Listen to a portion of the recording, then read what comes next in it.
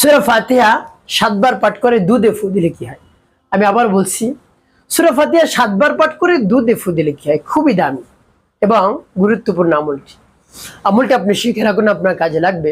আমলটি কখন, কিভাবে করবেন, কোন নিয়মে করবেন, আমলটি করে কিভাবে উপকৃত হবেন আমি বলে দিচ্ছি। বিস্তারিত জানার জন্য, আমলটি শিখে রাখার জন্য ভিডিওটি না টেনে, না কেটে ধৈর্য এবং মনোযোগ সহকারে শেষ পর্যন্ত দেখতে থাকুন, তাহলে সঠিক নিয়মে আমলটি করতে পারবেন। প্রিয় ভাই, আমলটি করতে আপনার টাকা পয়সা খরচ করতে হবে না, অল্প কিছু সময় ব্যয় করলেই হয়ে যাবে। অল্প কিছু সময় ব্যয় করে যখন আমল করবেন, এর ফলাফল দেখে আপনি নিজে আনন্দে আত্মহারা হয়ে যাবেন। আপনি প্রত্যেক দিন 4 থেকে 5 বার এই আমলটি করার চেষ্টা করবেন। প্রিয় ভাই বোনেরা, আমলটি কিভাবে করতে হয় আমি বলে দিচ্ছি। যদি আমলটি করতে চান ভিডিওটি না টেনে দেখুন, তাহলে সঠিক নিয়মে আমলটি করতে পারবেন। আর আমলটি করার ক্ষেত্রে আপনাকে আপনার সামনে কিছু দুধ রাখতে হবে, 1 গ্লাস রেখে ডেকে রাখবেন।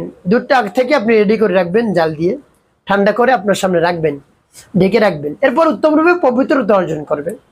পবিত্রতা অর্জন করে কিবলামুখে নির্জন জায়গায় বসবেন। বসে জীবনের গুনার কথা স্মরণ করে ক্ষমা প্রার্থনা করবেন। হায় আল্লাহ, আমি একজন অপরাধী, অন্যায় করেছি, অন্যায়কারী।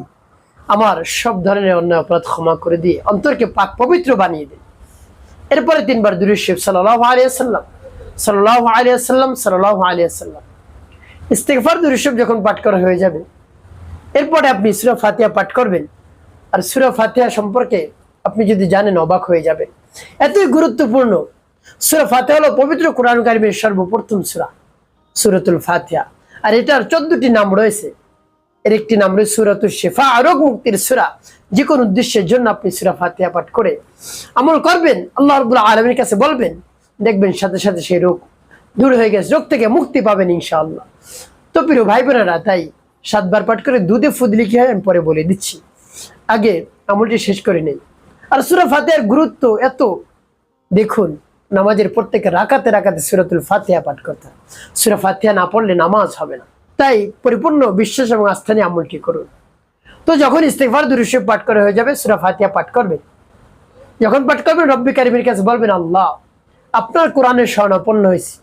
পবিত্র কোরআন কারীমের সর্বপ্রথম সূরা সূরাতুল ফাতিহা এর আমল আমি করতেছি, আপনি এই আমলকে কবুল করুন, আমার সমস্যার সমাধান করে দিন। এভাবে বলে সূরা পাঠ করবেন। আমি বলে দিচ্ছি পরবর্তী কি করবেন, কোন উদ্দেশ্যের জন্য পাঠ করলেন, দুধ কেমন করে পান করবেন বলে দিচ্ছি। আগে সূরা বলে নেই। বিসমিল্লাহির রহমানির রহিম, আলহামদুলিল্লাহি রাব্বিল আলামিন, আর রহমানির রহিম, মালিক ইয়াউমিদ্দিন, إياك نعبد وإياك نستعين، اهدنا الصراط المستقيم، صراط الذين أنعمت عليهم غير المغضوب عليهم ولا الضالين। এবার যখন পাঠ করে যাবে দুধের মধ্যে একটু, তারপর আপনি আবারও পাঠ করবেন। বিসমিল্লাহির রহমানির রহিম, আলহামদুলিল্লাহি রাব্বিল আলামিন, আর রহমানির রহিম, মালিক ইয়াউমিদ্দিন, ইয়াকা না'বুদু ওয়া ইয়াকা নাস্তাঈন, ইহদিনাস সিরাতাল মুস্তাকিম, صراط الذين أنعمت عليهم غير المغضوب عليهم ولا الضالين।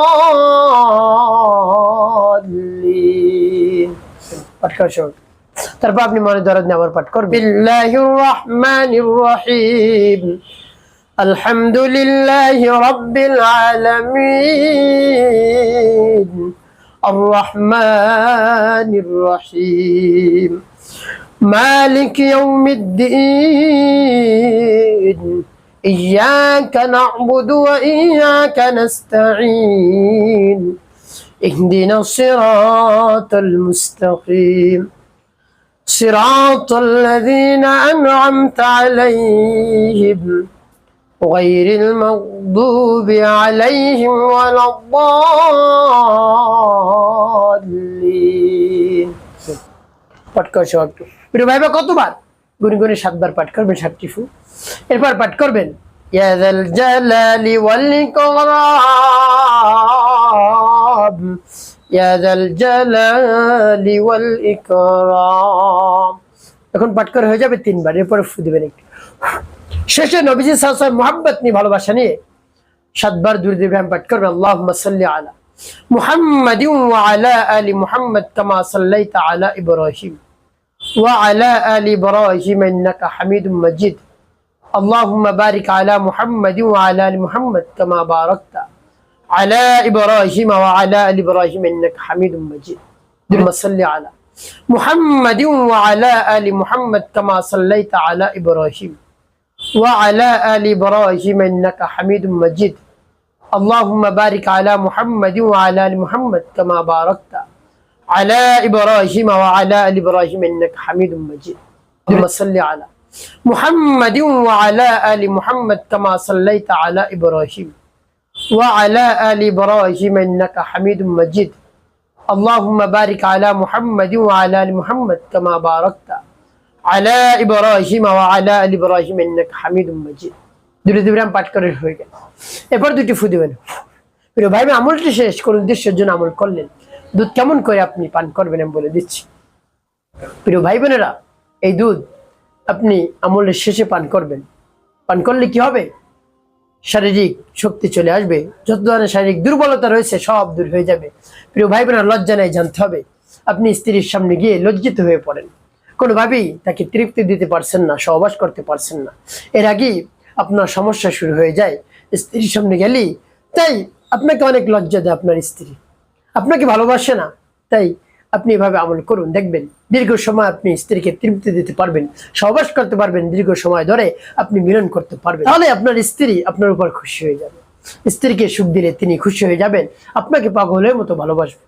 প্রিয় ভাই বোনেরা, তাই বিশ্বাস নিয়ে, আস্থা নিয়ে, ভক্তি রেখে এভাবে সূরা ফাতিহা পাঠ করে নিয়ত করে দুধে ফু দিয়ে সেই দুধ আপনি পান করুন। যে কাজ হবেই হবে, দেখবেন শরীরে কি পরিমাণ শক্তি চলে আসছে। এই আমলটি করবেন, সহবাসে প্রায় 1 থেকে 1.5 ঘন্টা পড়বে, করে তারপর আপনি পান করবেন। তো প্রিয় ভাই বোনের, এভাবে যদি আপনি আমলটি চালিয়ে যেতে পারেন, দেখবেন আপনার আর লজ্জিত হতে হবে না। আপনার স্ত্রী আপনার জন্য পাগল হয়ে থাকবে।